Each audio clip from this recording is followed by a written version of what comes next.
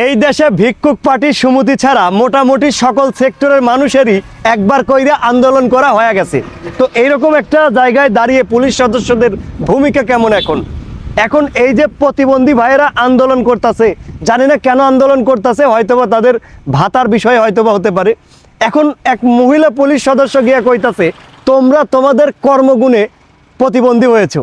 এখন এক প্রতিবন্ধী ভাই উঠা কইতাছে আচ্ছা মানুষ জন্মের আগে কি এমন কর্ম করতে পারে যেটার গুণে সে প্রতিবন্ধী হতে পারে।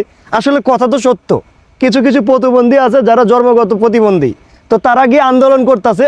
সেইখানে পুলিশ সদস্য গিয়া কইতাছে, মহিলা পুলিশ সদস্য, দেখেন মহিলা মানুষের যে বুদ্ধি জ্ঞান কম এইটা আমরা কম বেশি সবাই জানি, তারপরেও এত আন্দোলন কইরা পুলিশ সদস্যদের মাথা টাথা গোলায় দিচ্ছেন একেবারে। তারা কোন মুহূর্তে কোন সিচুয়েশনে কোন কথা কবে তারা যেন ভুলেই গেছে। কইতাছে যে তোমরা কর্মগুণে প্রতিবন্ধী হয়েছো, অথচ জন্মগত প্রতিবন্ধী। আসলে ভাইয়ের কথাও তো ঠিক আছে যে মানুষ জন্মের আগে কি এমন কর্ম করলে জন্মের পরে প্রতিবন্ধী হতে পারে, মানে জন্মের আগে তো কর্ম করার সুযোগই নেই ভাই।